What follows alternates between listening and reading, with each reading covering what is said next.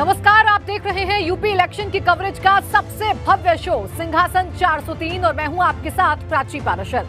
सिंहासन 403 में हम आपको सूबे की हर सीट के सियासी गुणागणित की पूरी जानकारी विश्लेषण के साथ समझाते हैं।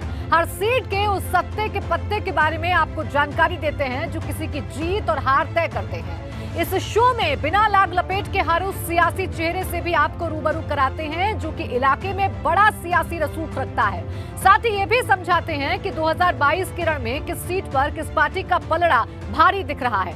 तो विधानसभा चुनाव के तमाम सियासी समीकरणों के साथ शुरू करते हैं यूपी चुनाव का सबसे भव्य शो सिंहासन 403।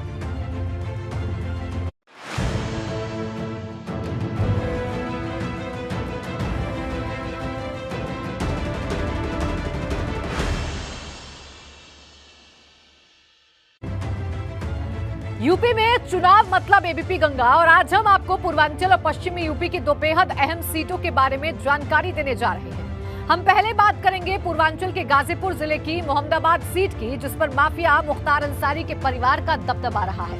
हालांकि अब ये सीट भाजपा के कब्जे में है। वहीं पश्चिमी यूपी के बिजनौर जिले की नूरपुर सीट का भी पूरा गणित आपको समझाएंगे, जिस पर भाजपा और सपा में सीधे मुकाबले के कयास लगाए जा रहे हैं। तो आइए पहले बात कर लेते हैं पूर्वांचल के गाजीपुर जिले की मोहम्मदाबाद विधानसभा सीट की, जिस पर माफिया मुख्तार अंसारी और उसके परिवार का दबदबा लंबे अरसे तक देखने को मिला। हालांकि 2017 के चुनाव में सीट पर भी भाजपा ने जीत दर्ज की। क्या है इस सीट के समीकरण आपको समझाएंगे, लेकिन पहले ये रिपोर्ट देखिए।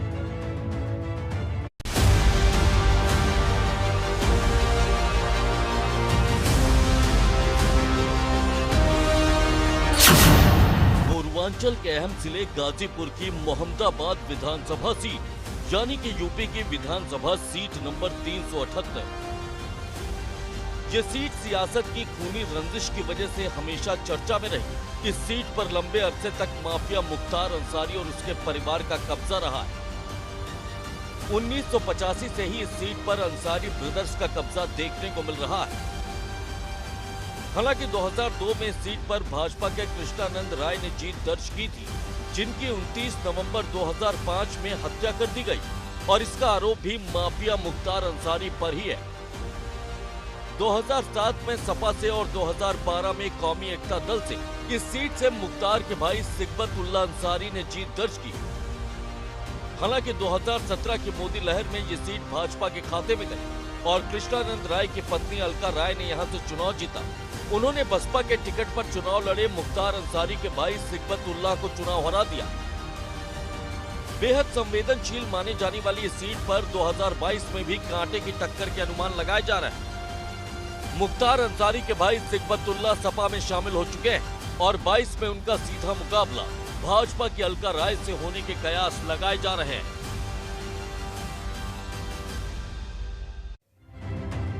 वहीं आपको गाजीपुर की मोहम्मदाबाद विधानसभा सीट के पिछले यानी कि 2017 के नतीजों के बारे में जानकारी देते हैं, जिससे आपको यहां के सियासी हालात को समझने में आसानी होगी। 2017 विधानसभा चुनाव में गाजीपुर की मोहम्मदाबाद सीट पर करीब 58% मतदान हुआ और भाजपा से अलका राय ने इस सीट पर जीत दर्ज की। उन्होंने बसपा से चुनाव लड़ रहे मुख्तार अंसारी के भाई सिबगतुल्ला को चुनाव यहां से हरा दिया था। और अब बारी है आपको गाजीपुर की मोहम्मदाबाद सीट के पिछले 3 नतीजों के बारे में जानकारी देने की, जिससे आपको ये साफ होगा कि क्यों हम इसे मुख्तार अंसारी और उसके परिवार का मजबूत गढ़ बता रहे हैं। 2007 में मोहम्मदाबाद सीट पर मुख्तार अंसारी के भाई सिबगतुल्ला ने जीत दर्ज की। वहीं 2012 में फिर से सिबगतुल्ला कौमी एकता दल से विधायक बने। वहीं 2017 में भाजपा की अलका राय ने गाजीपुर की मोहम्मदाबाद सीट से जीत दर्ज की, जो पूर्व भाजपा विधायक कृष्णानंद राय की पत्नी है, जिनकी हत्या 2005 में हुई थी।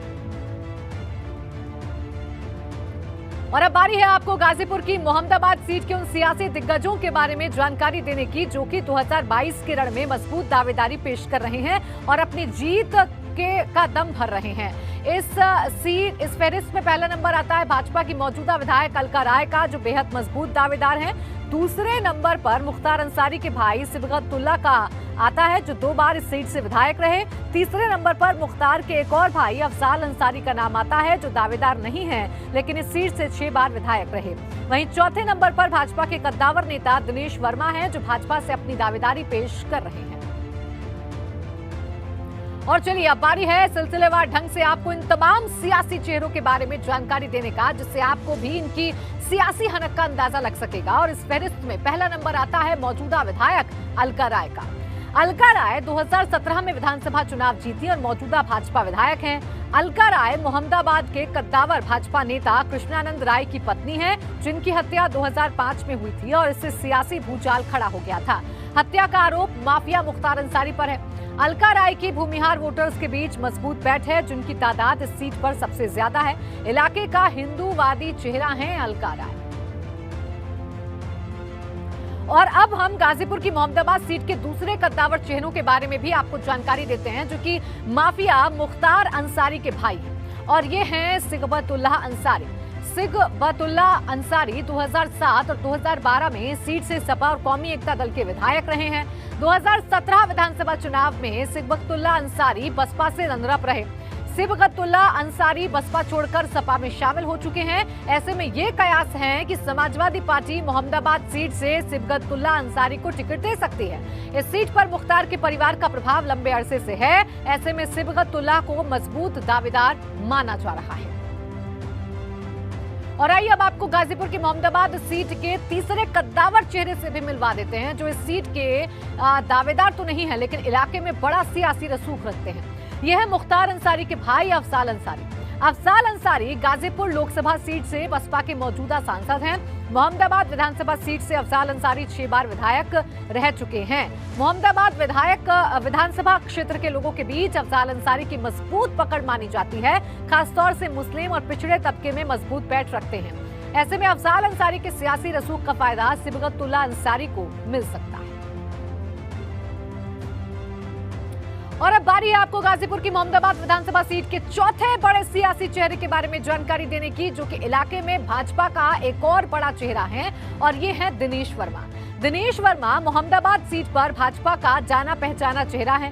भाजपा से मोहम्मदाबाद नगर पालिका का चुनाव लड़ चुके हैं। सवर्ण और पिछले तबके में दिनेश वर्मा की मजबूत पकड़ मानी जाती है और इन्हीं खूबियों के साथ ये भी 2022 में मोहम्मदाबाद सीट पर भाजपा से दावेदारी पेश कर रहे हैं।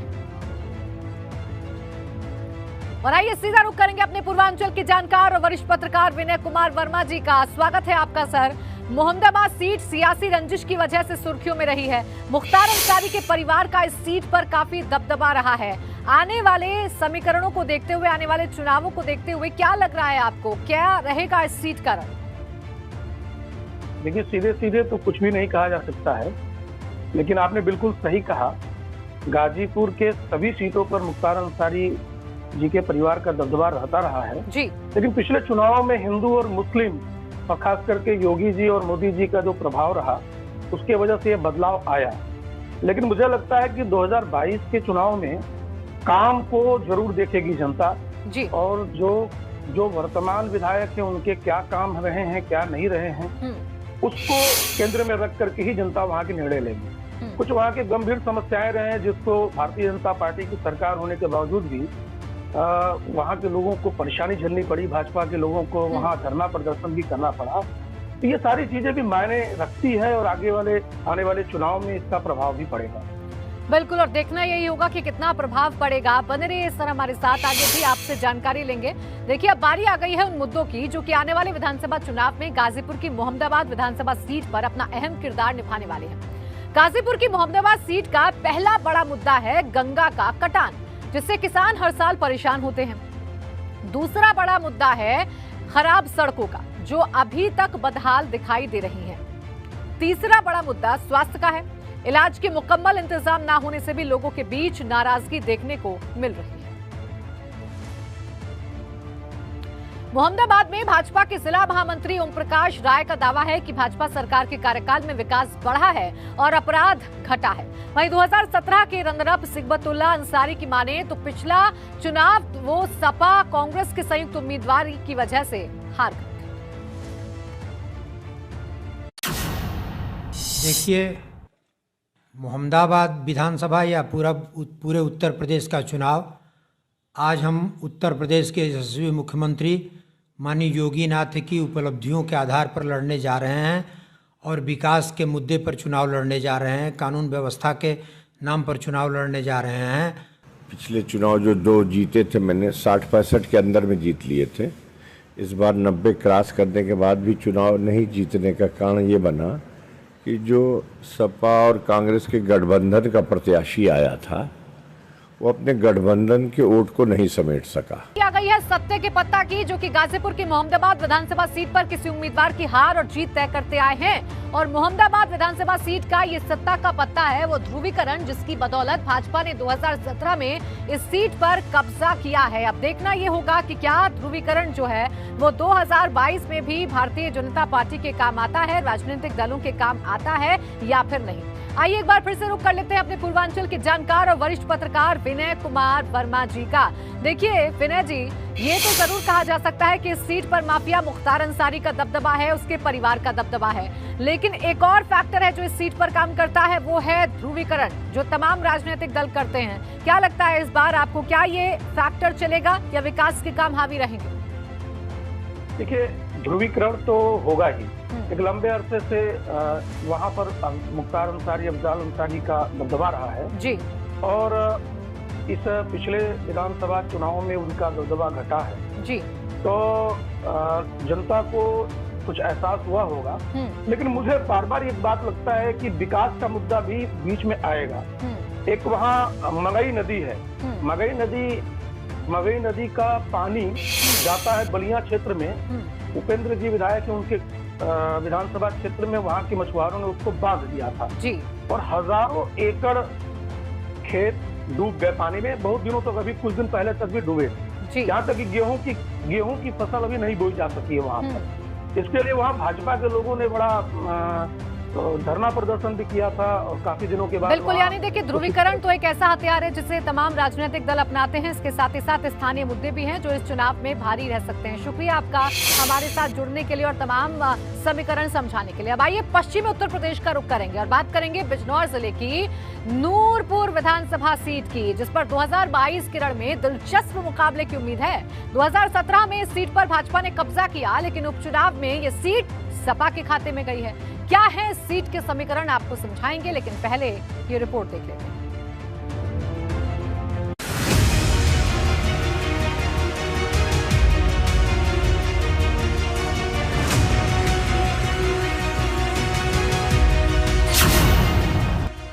पश्चिमी यूपी के जिले बिजनौर की नूरपुर विधानसभा सीट, यानी कि यूपी के विधानसभा सीट नंबर 24, 2008 में हुए परसीमन के बाद वजूद में आई नूरपुर विधानसभा सीट पर 2012 और 2017 में भाजपा ने कब्जा किया। दोनों बार लोकेंद्र सिंह भाजपा से विधायक बने। हालांकि 2018 में हुए सड़क हादसे में लोकेंद्र सिंह का निधन हो गया, जिसके बाद हुए उपचुनाव में भाजपा ने उनकी पत्नी अवनी सिंह को उम्मीदवार बनाया, लेकिन उपचुनाव में सपा के नईमुल हसन ने उन्हें मात दे दी और मौजूदा वक्त में नईमुल हसन ही इस सीट से विधायक हैं। बिजनौर की नूरपुर सीट पर 2022 के रण में बेहद कड़े मुकाबले की उम्मीद है, जहां पर भाजपा वापसी के लिए पूरा दमखम लगा रही है, तो वहीं बसपा भी जीत के लिए पूरी ताकत झोंक रही है। साथ ही सपा भी मुस्लिम बाहुल्य सीट को बचाने के लिए अपनी सधी हुई रणनीति के तहत काम कर रही है और इन सभी समीकरणों की वजह से नूरपुर विधानसभा सीट की लड़ाई काफी दिलचस्प होती दिखाई दे रही है। अब आपको बिजनौर जिले की नूरपुर विधानसभा सीट के पिछले यानी कि 2017 के नतीजों के बारे में भी जानकारी देते हैं, जिससे आपको यहां के सियासी समीकरण को समझने में आसानी होगी। 2017 विधानसभा चुनाव में नूरपुर सीट पर करीब 67% मतदान हुआ और भाजपा से लोकेंद्र सिंह ने जीत दर्ज की, जो 2012 में भी इस सीट से विधायक रहे। उन्होंने सपा के नईमुल हसन को चुनाव हराया। हालांकि 2018 में हुए सड़क हादसे में भाजपा विधायक लोकेंद्र सिंह का निधन हो गया और उपचुनाव में समाजवादी पार्टी ने सीट पर वापसी कर ली। अब आपको नूरपुर विधानसभा सीट के पिछले 3 नतीजों के बारे में भी जानकारी दिए देते हैं, जिससे आपको यहाँ के सियासी हालात को समझने में और आसानी होगी। 2007 में नूरपुर सीट स्योहारा के नाम से जानी जाती थी और उस दौरान यहां से बसपा के ठाकुर यशपाल सिंह ने चुनाव जीता था। 2012 में बनी नूरपुर विधानसभा सीट पर भाजपा के लोकेंद्र सिंह विधायक बने। 2017 में भी लोकेंद्र सिंह ने भाजपा से चुनाव जीता। हालांकि 2018 में सड़क हादसे में उनका निधन हो गया। और अब बारी है आपको बिजनौर की नूरपुर विधानसभा सीट के उन कद्दावर सियासी चेहरों के बारे में जानकारी देने की, जो कि 2022 के रण में मजबूत दावेदारी पेश कर रहे हैं। और इस फेहरिस्त में पहला नंबर आता है सपा के मौजूदा विधायक नईम उल हसन का। दूसरे नंबर पर भाजपा की अवनी सिंह हैं, जो कि दिवंगत भाजपा विधायक लोकेंद्र सिंह की पत्नी है। तीसरे नंबर पर बसपा के जियाउद्दीन अंसारी आते हैं, जबकि चौथे नंबर पर बसपा छोड़कर राष्ट्रीय लोकदल में शामिल हुए गौहर इकबाल है। ये सभी चेहरे 2022 के लिए अपनी मजबूत दावेदारी पेश कर रहे हैं और नूरपुर की सियासत का जाना पहचाना चेहरा है। आइए अब आपको नूरपुर विधानसभा सीट के इन सियासी दिग्गजों की सिलसिलेवार ढंग से जानकारी देते हैं, ताकि आपको इनकी सियासी रसूख और ताकत का अंदाजा लग सके। जिसमें पहला नंबर आता है मौजूदा सपा विधायक नईम उल हसन का। नईम उल हसन ने 2018 में हुए उपचुनाव में जीत दर्ज की और इस सीट पर ये मौजूदा सपा विधायक है। नईम उल हसन 2017 में हुए विधानसभा चुनाव में सपा से रनर-अप रहे थे। नईम उल हसन की मुस्लिम वोटर्स के बीच में मजबूत पकड़ है, जिनकी तादाद बिजनौर की नूरपुर सीट पर सबसे ज्यादा है। हालांकि वादे पूरे ना करने की वजह से नईम उल हसन का टिकट कटने के कयास भी लगाए जा रहे हैं। आइए अब आपको दूसरे कद्दावर सियासी चेहरे के बारे में जानकारी देते हैं, जो कि भाजपा का ही चेहरा है और भाजपा से दावेदारी पेश कर रही हैं, और ये है अवनी सिंह। अवनी सिंह भाजपा के पूर्व विधायक लोकेंद्र सिंह की पत्नी है, जो 2012 और 2017 में सीट से विधायक रहे। अवनी सिंह ने 2018 में उपचुनाव लड़ा था। हालांकि इस चुनाव में ये रनर-अप रही। इन्हें सपा के नईम उल हसन ने चुनाव हरा दिया था। माना जा रहा है कि 2022 में भाजपा फिर से अवनी सिंह को इस सीट का चेहरा बना सकती है, क्योंकि लोकेंद्र सिंह यहाँ के कद्दावर नेता रहे हैं और लोगों से उनका सीधा जुड़ाव है। आइए अब आपको बिजनौर की नूरपुर विधानसभा सीट के तीसरे बड़े कद्दावर चेहरे के बारे में भी जानकारी देते हैं, जो कि इलाके में बहुजन समाज पार्टी का चेहरा है, और ये हैं जियाउद्दीन अंसारी। जियाउद्दीन अंसारी बिजनौर के बड़े कारोबारियों में शुमार किए जाते हैं। जियाउद्दीन अंसारी का नूरपुर में डिग्री कॉलेज भी है। साथ ही नूरपुर के दलित और मुस्लिम तबके के बीच जियाउद्दीन अंसारी की मजबूत पकड़ है, जिसकी बदौलत ये 2022 में बसपा से दावेदारी पेश कर रहे हैं। अब चौथा बड़ा चेहरा कौन सा है, इसे भी आप समझ लीजिए। यह है इलाके में राष्ट्रीय लोकदल का चेहरा, और ये है गौहर इकबाल। गौहर इकबाल अलग अलग दलों से 3 बार विधानसभा चुनाव लड़ चुके हैं और तीनों ही बार इन्हें हार का मुंह देखना पड़ा। 2017 विधानसभा चुनाव में गौहर इकबाल बसपा से चुनाव लड़े थे और तीसरे नंबर पर रहे थे। बसपा और महादल में रहने के बाद अब गौहर इकबाल राष्ट्रीय लोकदल में शामिल हो चुके हैं। हालांकि सपा रालोद के गठबंधन के बाद इनकी दावेदारी कितनी पुख्ता रह पाती है, ये देखने वाली बात है।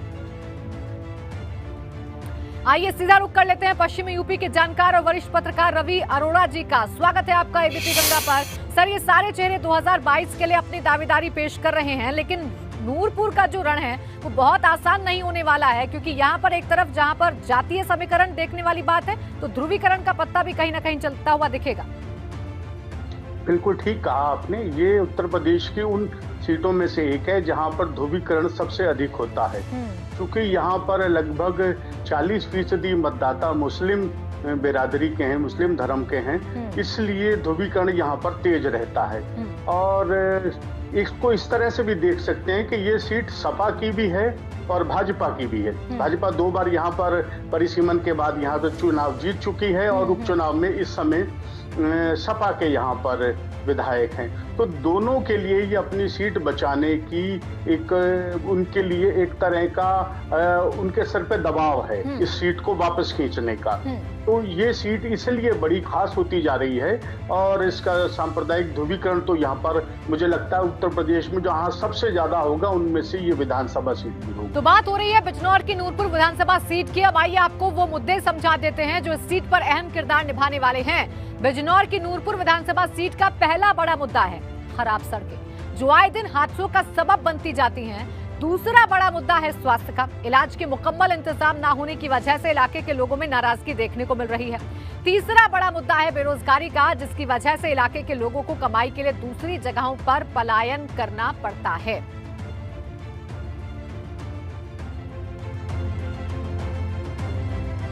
और अब आइए आपको सत्ता का पत्ता बताते हैं, जो कि नूरपुर विधानसभा सीट पर किसी उम्मीदवार की जीत और हार तय करता आया है। और नूरपुर सीट का ये सत्ता का पत्ता है वो ध्रुवीकरण जिसकी बदौलत भाजपा ने 2012 और 2017 में इस मुस्लिम बाहुल्य सीट पर कब्जा किया था। तो ये ध्रुवीकरण कैसे होगा, ये जरूर अब देखने वाली बात होगी। बहरहाल हम रुक करेंगे वरिष्ठ पत्रकार, पश्चिमी यूपी के जानकार रवि अरोड़ा जी का। सर, मैं आपसे यही समझना चाहूंगी, देखिए यही हम चर्चा भी कर रहे थे, लेकिन इस सीट के अपने कई मुद्दे भी हैं, चाहे वो सड़क का ले लीजिए, चाहे फिर वो रोजगार का ले लीजिए, क्योंकि इस सीट की अपनी अलग एक पहचान है, उसके बावजूद वो पहचान इस सीट को मिल नहीं पा रही। देखिए, चूंकि यहाँ पर इस समय समाजवादी पार्टी के विधायक हैं, इस वजह से भी सरकार के द्वारा मुझे लगता है इस विधानसभा क्षेत्र की उपेक्षा की गई है। नईमुल हसन पर जो आरोप लग रहे हैं, उनकी मुख्य वजह भी यही है कि यहाँ पर बहुत ज्यादा काम इस पूरे टाइम के अंदर 3 सालों में नहीं हो पाए। और जो आपने पत्ते का पत्ता कहा, तो मेरी नज़र में यहाँ पर पत्ते का पत्ता ये रहेगा कि मुस्लिम मतदाता कितने एकजुट होते हैं या कितने बंटते हैं। आप देख रहे हैं कि भाजपा के अतिरिक्त बाकी सभी पार्टियों के पास, जो विपक्षी दल हैं, उनके पास मुस्लिम चेहरे ही हैं, हिंदू चेहरे कम दिखाई दे रहे हैं उनके। ऐसे में मुस्लिम मतदाता, जो यहाँ का सबसे बड़ा मतदाता वर्ग है, अगर वो बढ़ता है तो भाजपा पर के अब लिए जो तमाम नतीजे हैं वो निर्भर करेंगे। शुक्रिया आपका रवि जी, हमारे साथ जुड़ने के लिए, तमाम जानकारी देने के लिए। तो इसी के साथ सिंहासन 403 में आज के लिए बस इतना ही। कल फिर होगी मुलाकात कुछ और सीटों के समीकरणों के साथ। दीजिए इजाजत, नमस्कार।